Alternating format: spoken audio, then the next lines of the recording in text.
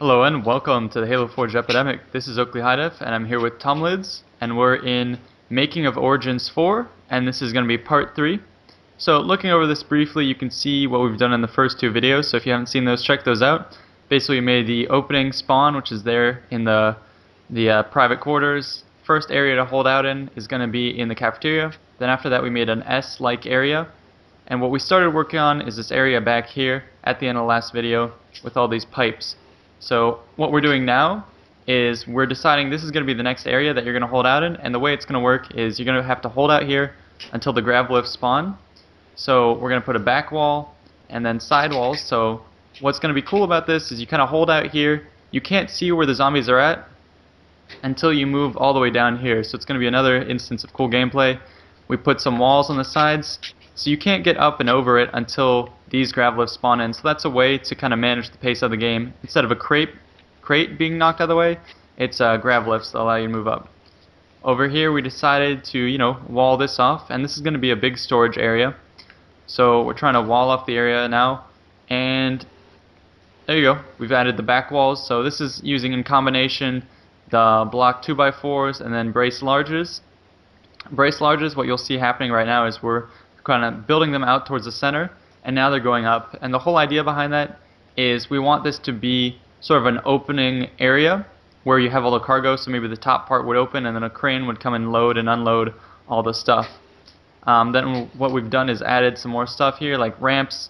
Tom has a little control panel which sort of opens up the top area there, and then some more stuff finishing off this area so there's no leaks. And then we added some small things like piping. The main idea behind this is you're fighting your whole way through the map to get up to here, to the control panel that Tom built, which will open this up, and then you can escape in the Falcon that we'll be adding later. Over here, what we did is to add to our idea of a storage area, we put some crates. And yeah, Tom, if you want to talk a little bit about our plans for this whole area up here.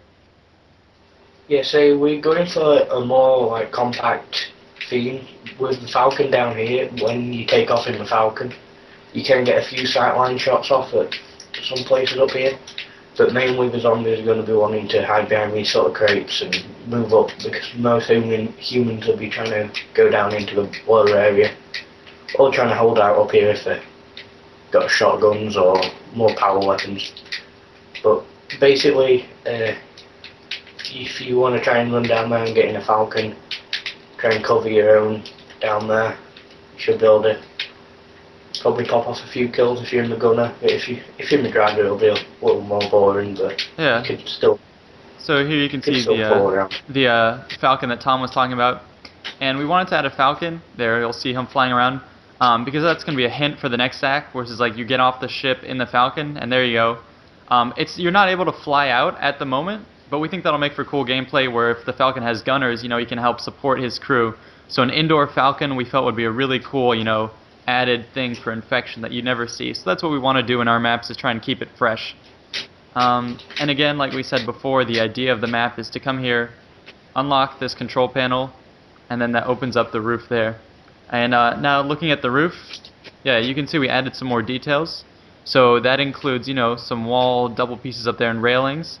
And then over in the back, up there, I added some more platform extra larges and platform extra larges on the sides to make it seem like that's the main deck of the ship, and also to hide the braced large pieces that you could see otherwise. So we tried to make it look a little more natural.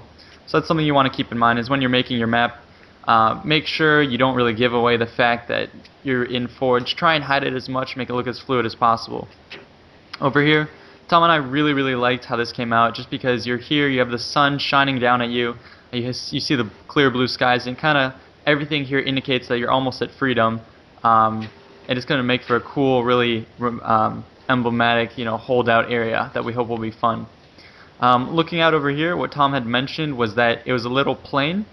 So that's something you might want to do in your maps, is as you look around, an area that looks plain might actually be, too powerful for you humans, because it's a lot of open sight lines that they can gun down the zombies. So I guess what we'll do at this point is start throwing down some crates and stuff like that. And yeah, what I'm going to do is put down crates over on the side, such that it makes a choke point. So what I want to do is kind of focus the zombies around here, so that when they come through, they're going to be centered a little bit more tightly. So I'm going to make a little wall here, so that when the zombies come through, they have to go between these two areas, and that'll make it obviously easier for the humans to defend. Something I like to do is just put the crates on fixed or phase, just so you don't have any issues with them getting moved and then double spawning and freaking out. And then what you can always do is put sandbags. Sandbag 90 degree looks great, you know, right at this little juncture right here between the crates. So that's going to tighten up this area right here. What Tom's doing is he's actually fortifying the entranceway over here, so that's going to make another defensible area for the humans. So what you'll see is if I'm down here as a zombie coming up, it's a little more reduced in where I can go. Humans could be defending right where Tom's at, you know, holding out there, trying to keep the zombies at bay. So it's a fine balance between, you know, having it too open and too choked, and I think what we've added here is probably, you know, going along that path. And what I'm going to do now is maybe put a little bit of more sandbag stuff here for texture to break up the grayness. Yeah, and just like right there. Yeah, exactly. Yeah, put it at the edge, just like that, and I think that looks natural. So there you go. That makes it look more defended. It makes this whole area look like it holds more supplies and stuff like that. So that's one way to look at your line of sight. Also, what we'll do now is we'll go take a look at the rest of the map, see how it feels. You always want to, you know, spot check your map as you're forging, see what it looks like. So up here we saw the sight lines were an issue, so we fixed that right now. Dropping down here, we felt like the sight lines down here were a bit too open for what we wanted. So what Tom and I are going to do is drop down some blocks, tall and thins. And what height do you have that at? I have that at 3. Okay. Yeah, so we'll drop down 2 blocks like this. Kind of try and make them line up with the door over there. And this way, you know, if you're trying to defend from here, you can't necessarily see what's around the corner. So you always want to keep stuff like that going on. Perfect. Yeah, and Tom's just making it a little bit thicker so it does block the human sightlines a bit more. Makes it so it's even scarier when the zombies come through. So always keep in mind the different sightlines and stuff like that. Yeah, perfect. And now we're going to show you a little bit more of what we did down here. So in the last area you saw we were building barricades for our S. What Tom did is he built a nice barricade here. Just much more cheaply than I had done, so I'll show you what mine was. Mine's over here. It was really expensive, and Tom was able to pull it off, you know, to the same effect with a lot less objects. So I think that's nice, and you can still shoot through, and it keeps our S ID alive. Then what we did was we added a bit of the elements that keep humans from moving on. So that's going to be what we did right here.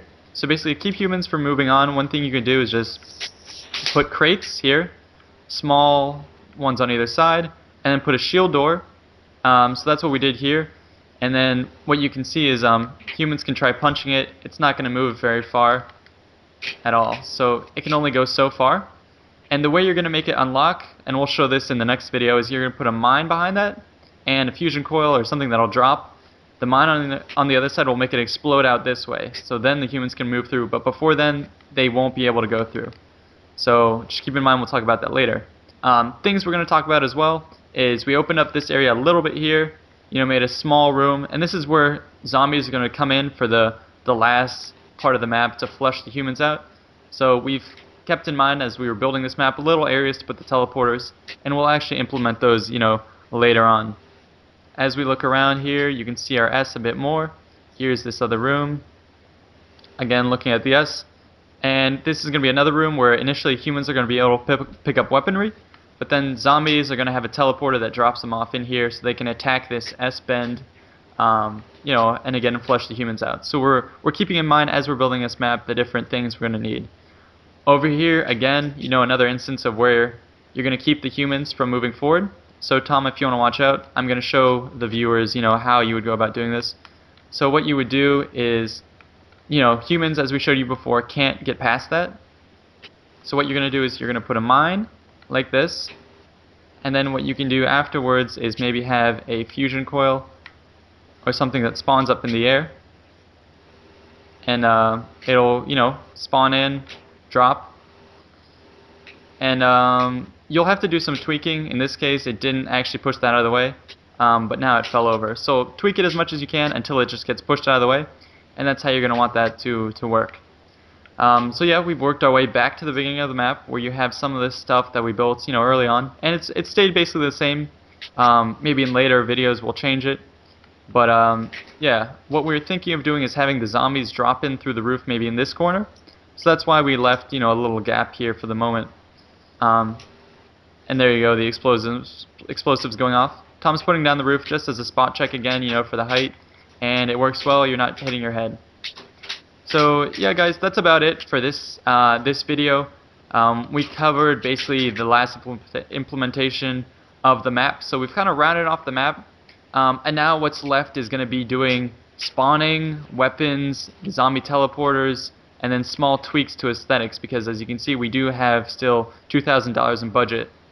So that's what you'll be seeing in the next video, guys. Thanks for tuning in. This has been Oakley HiDef and TOMLIDS with the Halo Forge Epidemic, and we're signing out. Thank you. Yeah.